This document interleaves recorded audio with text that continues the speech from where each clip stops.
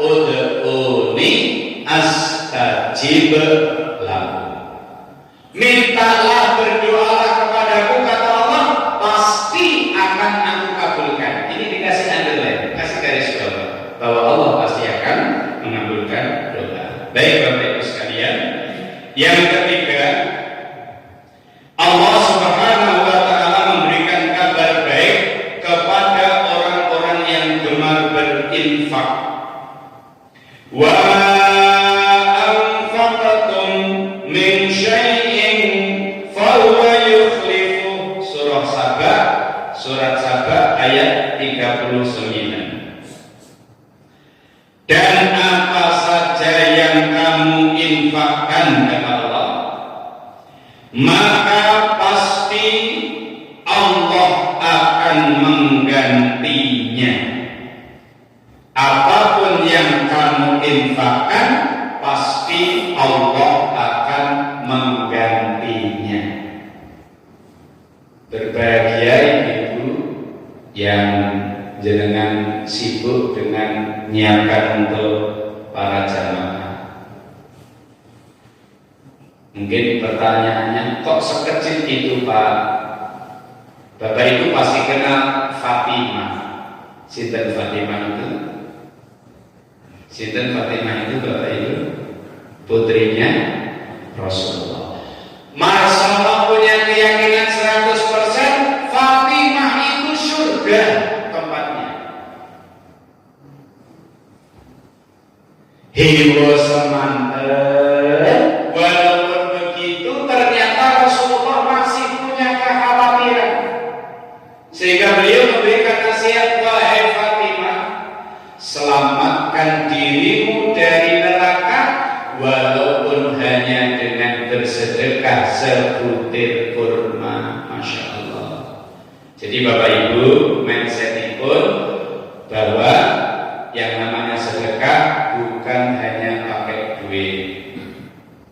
Pernah ada sahabat yang nanya ngeten, ya Rasulullah, apakah ketika saya mencampuri istri itu ada pahalanya?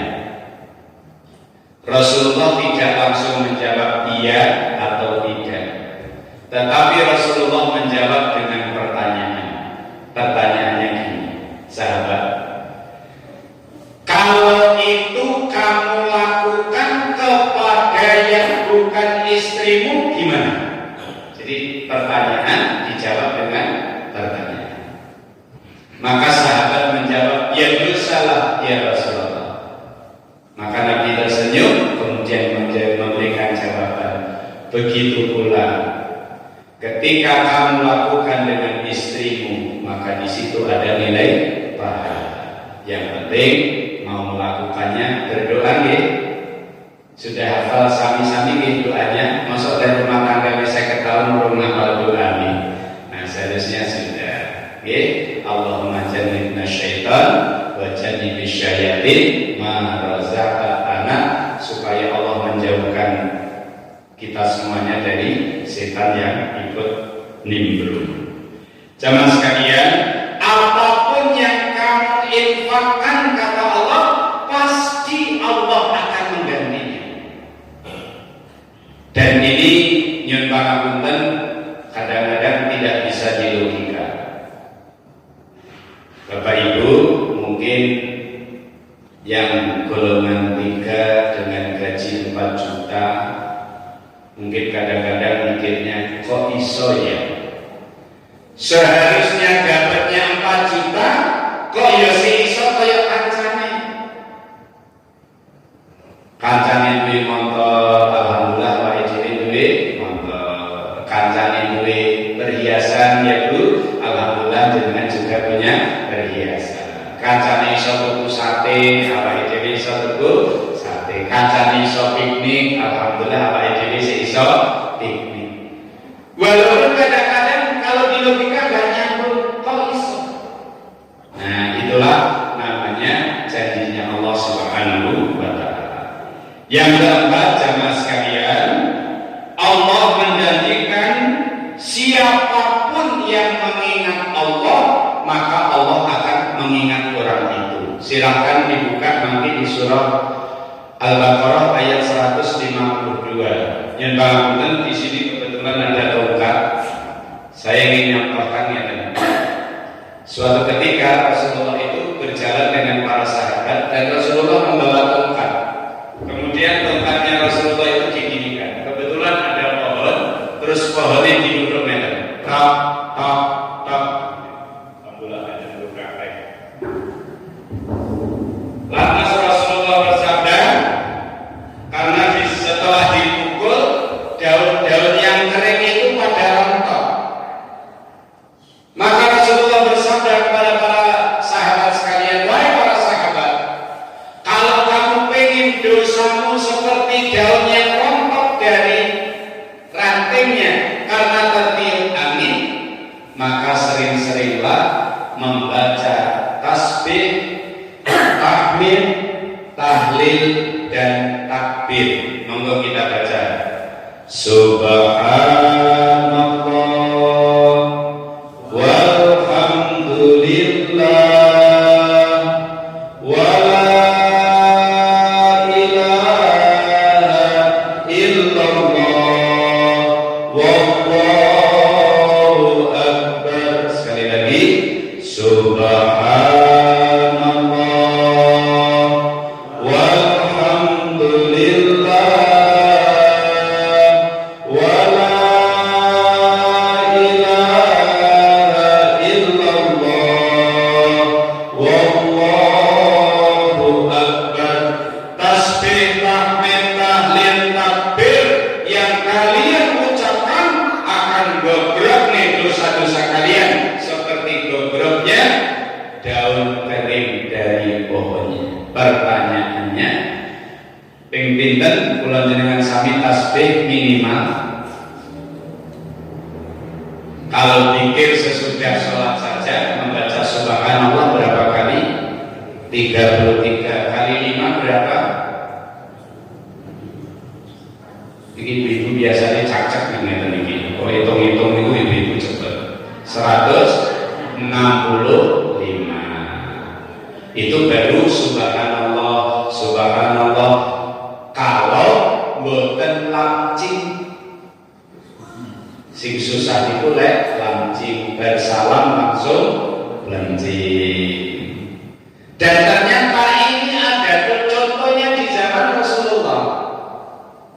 Jangan baca sejarah, nanti ada orang yang bernama Sa'labah ya.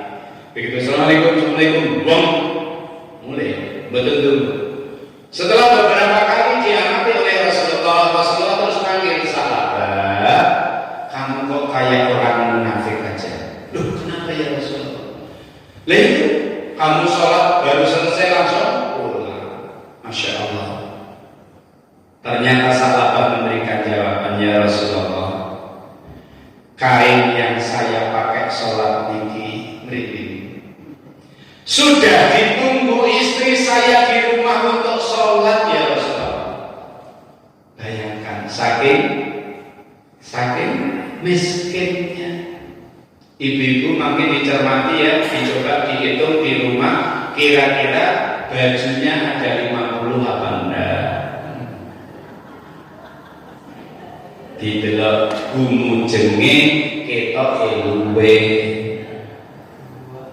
Ayo bapak-bapak, mau mengatakan bajuku kurang dari 20? Tidak berani, mesti lebih dari itu. Sa'labah yang dipakai sholat sudah ditunggu di rumah oleh istrinya untuk sholat saking miskinnya. Nah, akhirnya Sa'labah memanfaatkan momen.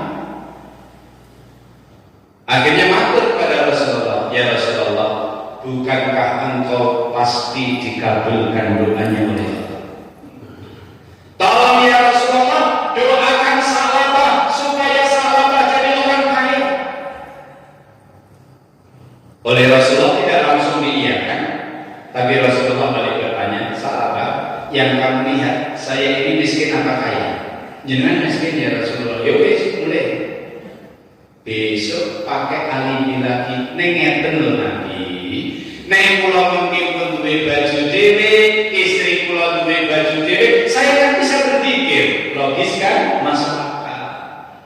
Tapi masih diucapkan oleh Rasulullah bahwa saya miskin, kamu miskin pula. Besoknya lagi masih nanya lagi. Akhirnya Rasulullah, ya sudah sahabat, saya doakan. Begitu didoakan, alhamdulillah sahabat itu dianugerahi ternaknya itu berkembang pesat luar biasa. Tapi yaitu maaf ya, misalkan ini laut, kecenderungan orang ketika ada di sisi pantai sini, dia begitu berjalan sampai sini, dia akan mohon kepada Allah, ya Allah sampaikan saya ke tepian pantai seberang dengan selamat. Nih begitu sampai tepian, maaf ya, Allah kadang-kadang dilalaikan. Orang oleh kursi biasa, ayat kursi ini ngomong. Begitu oleh kursi, ayatnya lali. Nah itu tidak ada di sini, di sana saja. Pramila monggo Bapak Ibu, salah begitu juga. Begitu sudah banyak, ternyata nggak pernah muncul ke masjid penyakitnya. Penyakitnya manusia. Kemarin pas waktu minta sama Rasulullah mungkin pulang duit terus iso baju lah pulang ke masjid iso tanah. Alasannya kan begitu. Tapi begitu dikasih kekayaan, ternyata malah meninggalkan masjid. Rasulullah kemudian menemui sahabat hanya dengan mengatakan tabban laka ya sahabat. Sahabat, kamu kok celaka? Satu kalimat itu aja, kemudian ternaknya sahabat itu susun satu terus sampai kemudian ada satu peristiwa yang membuat merinding. Sahabat pernah di Rasulullah itu mengutus para sahabat untuk mendatangi sahabat untuk narik yang namanya zakat. Makanya ada ayat khudh min amwalihim shadaqatan tutahhiruhum wa tuzakkihim biha. Disuruh mengambil ke sahabat. Cuman sahabat jawabannya begini. Apakah ini semacam pajak yang harus saya bayar? Gitu. Akhirnya utusan Rasulullah ini kembali dengan tangan hamba. Nah, setelah beberapa hari, kemudian sahabat menghadap kepada Rasulullah dengan niat untuk membayar zakat. Apa kata Rasulullah? Sahabat, maaf, aku tidak akan menerima zakat. Dan sampai Rasulullah wafat bergeser ke Abu Bakar As-Siddiq tidak diterima. Sampai bergeser kepada sahabat Umar Ibn Khattab, zakatnya tidak diterima. Sampai terakhir pada masa Utsman bin Affan juga tidak diterima sampai sahabat meninggal dalam keadaan tidak bisa berzakat. Nyata boleh sugih kaya apa ketika tidak bisa berinfak, tidak bisa bersedekah, tidak bisa berzakat, tidak akan bahagia hidup kita. Jamaah sekalian, sebagai penutup ingin mengaturakan janji Allah Subhanahu wa taala yang terakhir, Allah akan memberi jalan keluar dari setiap masalah yang kita hadapi, asalkan wa may yattaqillah yaj'al lahu makhraja. Kata Allah, asalkan kita mau bertakwa. Penutupnya adalah ayat walau anna ahlal qura amanu wattaqau. Seandainya penduduk KPR ini, maaf ya, penduduk KPR ini amanu wattaqau, purun iman, purun takwa. Allah janji pakai lam taukid, lam penekanan yang pendek. Apa kata Allah? La fatahna alaihim barakatin minas samai wal ardh, akan kami buka pintu berkah dari langit dan bumi. Jadi walakin kadzabu, tapi sayang kata Allah, kebanyakan orang mendustakan, tidak mau beriman, tidak mau bertakwa. siksa kepada mereka bima kanu yaksibun, oleh perbuatan mereka sendiri. Maaf Bapak Ibu, siksa jangan hanya diterjemahkan gunung meletus, siksa jangan hanya diterjemahkan banjir, siksa jangan hanya diterjemahkan dengan gempa. Tapi mohon maaf, ketika kita hidup tapi tidak pernah merasa tenang, bisa jadi itu siksanya Allah. Kita selalu dihinggapi oleh rasa takut, kita selalu dihinggapi rasa bersalah, itu bisa jadi siksanya Allah Subhanahu wa ta'ala. Mugi-mugi kula panjenengan sami, saya yakin setiap kita pasti punya masalah dalam hidupnya.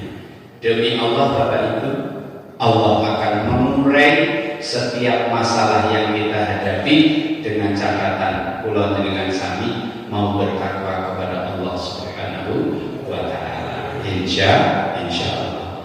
A'udzubillahi minasyaitonir rajim. Bismillahirrahmanirrahim. Allahumma shalli wa sallim ala Muhammadin walhamdulillahi rabbil alamin. Ya Allah, ya Syakur, kami bersyukur pagi hari ini ya Allah, masih Engkau berikan kesempatan untuk bisa beribadah di Masjid Al-Aqsa, masih bisa bersilaturahmi dengan saudara-saudara kami ya Allah, masih bisa thalabul ilmi ya Allah. Anugerahi kami rezeki yang baik, anugerahi kami ilmu yang bermanfaat, anugerahi kami amal yang Engkau terima ya Allah ya Ghafar, ya Allah yang Maha Pengampun.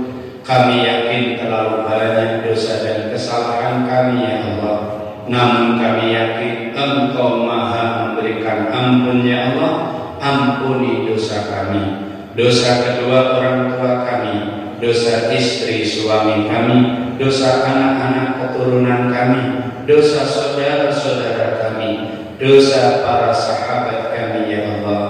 Ya Allah, anugerahkanlah kepada kami semua kesehatan, jauhkan kami dari segala bentuk penyakit ya Allah. Anugerahi kami panjang umur yang terhias dengan kebaikan, jangan biarkan umur kami terhias dengan dosa dan maksiat. Rabb, suatu saat kelak, di saat takdir kematian Engkau gariskan untuk kami, izinkan dan ridhoi kami ya Allah menghadapmu dalam keadaan husnul khatimah. Jangan biarkan kami dalam keadaan su'ul khatimah. Ya muqallibal qulub, tsabbit qulubana ala dinik. Ya Allah yang Maha membolak-balikkan hati, teguhkan hati kami agar senantiasa berada di atas agama-Mu. Anugerahi masing-masing kami ya Allah hati yang bersih dan sehat. Dengan hati yang bersih dan sehat ya Allah, anugerahi kami saling mencintai, bukan saling mencaci maki. Anugerahi kami saling menyayangi, bukan saling menyakiti. Jadikan kami senang menyambung silaturahmi, bukan memutus silaturahmi. Rabb, anugerahi kehidupan akhirat kami kelak, hidup yang penuh kemuliaan dan kehormatan. Masukkan kami ke dalam golongan hamba-hamba-Mu yang solih-solihah. Ya Allah, berkumpulnya kami di pagi hari ini jadikan sebab ya Allah Engkau mengumpulkan kami di syurga-Mu kelak ya Allah. Jauhkan kami dari neraka-Mu. Rabbana atina fid dunya hasanah wa fil akhirati hasanah wa qina adzabannar. Walhamdulillahi rabbil alamin. Subhanakallahumma wa bihamdika asyhadu an la ilaha illa anta astaghfiruka wa atubu ilaik. Matur suwun jeung pangapunten. Yang nanti masih pengen ngaji lagi, insyaallah jam 6 pagi di Jalan Salak dengan materi yang berbeda. Assalamualaikum warahmatullahi wabarakatuh.